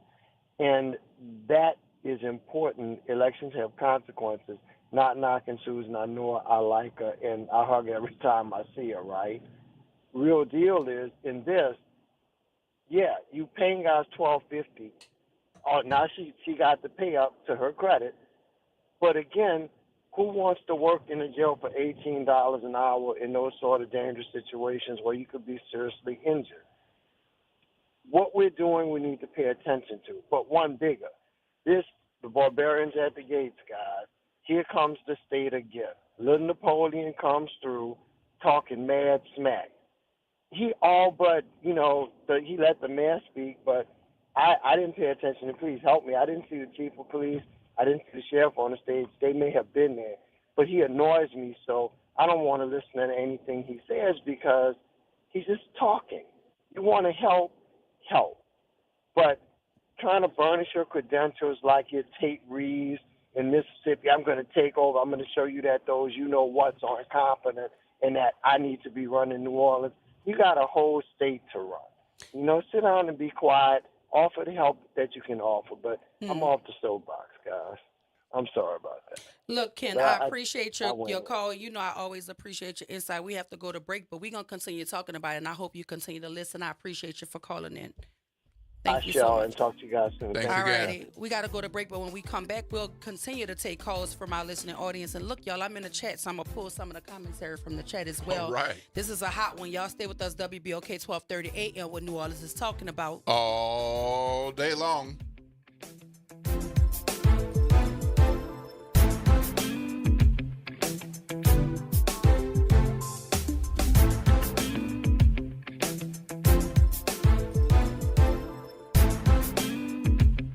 This is your news update for WBOK from WDSU. For all your news and weather, watch WDSU News, New Orleans' leader in live, local, late-breaking news. Today at noon and 4 p.m. It's another hot day, starting off muggy and pretty much staying that way. Highs in the upper 80s to low 90s, but feeling like the mid to upper 90s at times. Mild overnight, lows in the 70s, more low 90s this weekend with mostly sunny skies, feeling like the mid to upper 90s once again. We cool off by late next week. From the WDSU First Warning Weather Center, I'm Raven Richard. Trying to grow your business or increase traffic to your location? We can help. WBOK 1230 AM has a number of solutions that will meet your individual needs. Give one of our consultants a call today at 504-582-9420 or email us at info@wbok1230.com. And remember, an investment with WBOK is an investment in our community. Call today. Hi, this is Arnie Filko. Let's elevate every Tuesday through Thursday from 6 to 7 o'clock p.m. as we discuss the community, the country, and the world, from politics to current events to sports. We look forward to your input and continuing the quality programming on your community station, WBOK. Join Carrie and I every Tuesday through Thursday, 6 to 7 o'clock p.m. on Elevated Conversations, the Arnie and Carrie Show. See you soon. At New Orleans East Hospital, we believe healthcare should come with heart. Located at 5620 Reed Boulevard, we proudly serve the New Orleans community with compassion, courtesy, and a commitment to excellence. From healing to education, we want to be your trusted healthcare partner that's close to home. New Orleans East Hospital, delivering a culture of healthy care. Visit DePaul's new Algiers Health Center at 2801 General de Gaulle Drive to receive primary and preventive care for both adults and children. Services also include behavioral health, imaging, and on-site pharmacy, vision, Medicaid enrollment assistance, and more. For appointments, visit DePaulCommunityHealthCenters.org or call 504-207-3060. The doctor's office that accidentally mixed up your files has your social security number. The power company that mistakenly cut your service has your payment info. And the hotel that lost your reservation has your passport number. You need LifeLock because your personal info is in endless places that can expose you to identity thieves. LifeLock monitors hundreds of millions of data points every second. If your identity is stolen, we'll fix it, guaranteed or your money back. Save up to 40% with promo code NEWS at LifeLock.com. Terms apply. Hey everybody, it's Kimber White Dupree. And it's Graylin Bryant Banks from the front porch. We're coming up next. Good morning, Wake Up. The Good Morning Show. Good morning. On WBOK.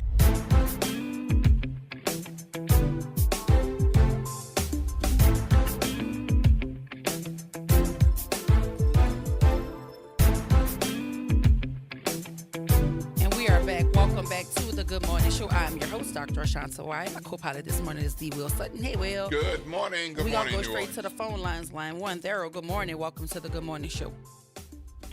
Yeah, good morning to both of y'all. Good morning. Morning. I have observation about that video that I saw. It's 1 o'clock in the morning. Most of the time you see a prisoner got slides on him, orange slides. Right. All of these had tennis shoes on. So this thing was going down.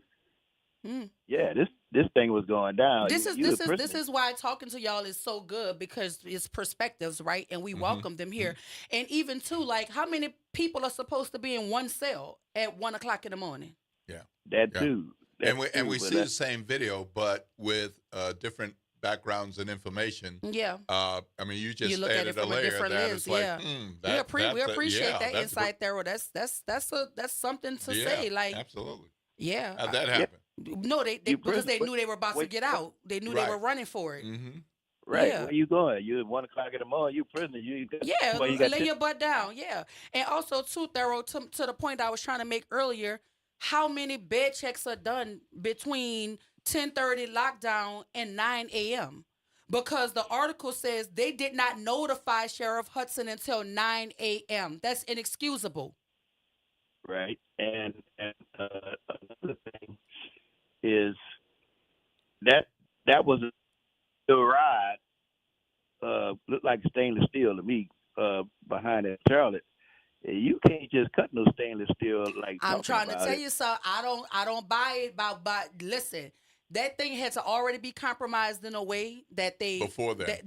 That they knew about and they converged on it or whatever. But you're not going to tell me in that moment they decided to do that thing and it just all of the pieces just came together in terms of it not being bolted to the wall because according to Marlon Guzman, it's bolted and reinforced some sort of way. So and one more observation. Uh-huh. When you look at a camera, you don't know if that camera on or not. You're a prisoner. You can walk up to somebody's house, you see they got cameras. You don't know if the camera on. So or he not. had to know. He had to know he wasn't being watched. That's what you're saying, Thurl? Yeah, they had to know. I'm with you. I'm with you on that, baby. You need to be at the council meeting tomorrow if you can make it. If you ain't got nothing to do tomorrow, you need to be in the building because maybe you need to like get on the mic and ask somebody. Because here's the thing, I want the general public to come and ask their questions too, because there are certain questions that the politicians are going to ask. But as a layperson, you seeing that video, I never even thought about that when I saw the video. What was on their feet? I mean, that was a whole nother layer. So I appreciate your insight. Thank you so much for calling. All right. All righty.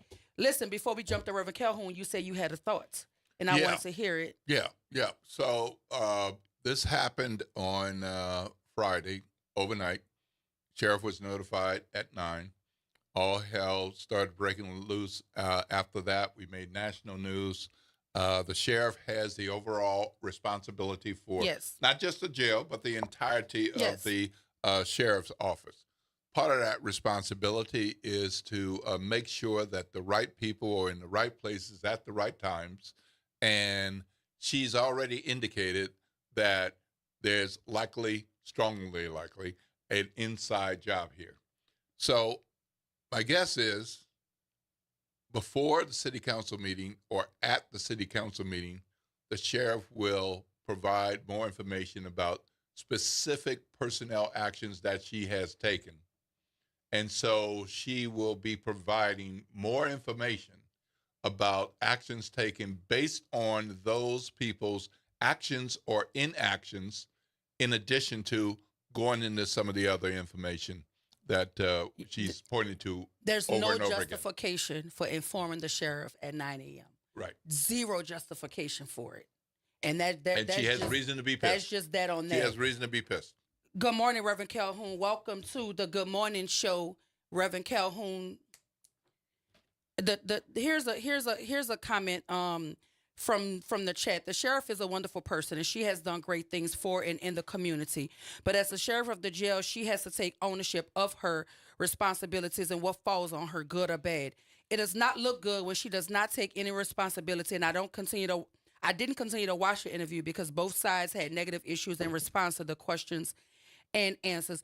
And listen, nobody's denying that. Like we do understand that it is her responsibility, good or bad, to shoulder what is taking place here. But it's inexcusable to know that something has taken place and you wait all of those hours to tell the head woman in charge. That's a lapse of epic proportions. And we have to take Good morning, Reverend Calhoun. Welcome to the Good Morning Show. Good morning to all. I got a quick question. Given that the governor has made several attempts to take over areas in the city of New Orleans, knowing that they have assigned appointed judges in Jackson, Mississippi, does this give him an opportunity now to come into the city and try to take over the court, the jail system, the justice system? Because I think he was directly trying to say that the no, he wasn't no trying. He said it. He said it. Yes. Well, yes. Yes, And and like so he's that's trying that's to the reality say that we're that faced the whole criminal justice system in New Uh-huh. Orleans does not work. And to me, it's like he's saying, well, look, I'm going to come take this over because he's doing his own little thing in terms of his own investigations. So, Will, if y'all don't mind, if y'all got a minute, just give me your thoughts. Do you think that he has any leverage now to take over the system, the criminal justice system in New Orleans?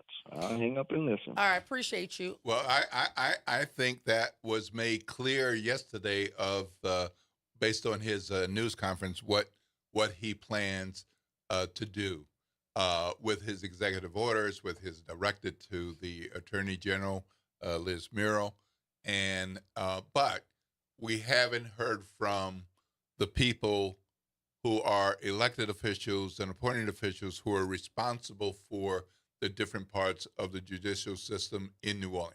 Well, so I'm waiting to hear what they have to say about the governor, because you can say I'm not doing a good job or my piece of it isn't going well, and you can work to diminish me, you can try to take me out, or you can even say, okay, how do we fix this? Or you can decide to fight. What's it going to be? Look, I mean, the short answer to that, Reverend Calhoun, is absolutely, absolutely, absolutely, and that's all. That's what he's been looking for since he took the oath of office and moved into the governor's mansion. He's been looking for leverage to be able to put his claws into the city of New Orleans. And what I said earlier, I meant. Everybody that wears the uniform that looks like yours isn't playing for the same team as you. And the sad reality is we all should wear the city of New Orleans' uniform, and we all should protect her at all costs, but we don't. We look for ways to undercut the other person so that it makes us look like we're better suited for something, when at the end of the day, the citizenry is dependent on all of us to do our jobs to make this city safe. That's the bottom line, full stop right there. So for us to sit here and act as if this is just a sole responsibility of the sheriff is disingenuous. And for y'all to sit back and let this man say that basically the entire governmental structure in New Orleans is trash, and all y'all doing is throwing stones at the sheriff's office, y'all better wake up and recognize that the stones he throwing gonna hit all of us. Every single one of us, every facet of this government is under attack in the city of New Orleans because they want to control it. And by they, I mean Governor Landry, Attorney General Liz Muriel, and the state government. The same way Trump is doing for the country, that's what they're doing for the state. And if we don't have our eyes on the actual prize, we gonna miss it. We gonna miss it because we do a whole lot of infighting here. We do a whole lot of that. We've perfected that, but we've not honored the fact that all of us represent the city of New Orleans. And if we don't all collectively come together, even with our differences, come together to protect her, she is going to be under the custodial tutelage of the state. That's what's about to happen here. So I'm excited. I want to see what's going to happen tomorrow, and I guarantee they're going to have some state officials in the room trying to see what's going to happen too, because they playing chess and they playing the long game, and meanwhile we playing checkers and we infighting. That's what's going on here. But I am curious to know, Will Sutton, who's all responsible for those 10 inmates getting out of that jail. And it's not the responsibility solely of Sheriff Susan Hudson. And I stand on that. Goes back to construction and more. But we're going to have to get out of here. It's 9 o'clock, y'all. Listen. And if you were supposed to be at work at 8, you way late. Yeah, you better have some PTO. But anyway, y'all stay tuned up next for the Front Porch with Greg and Kimber. But as far as the Good Morning Show, we're going to see y'all tomorrow. This is WBOK 1230 AM, what New Orleans is talking about all day long.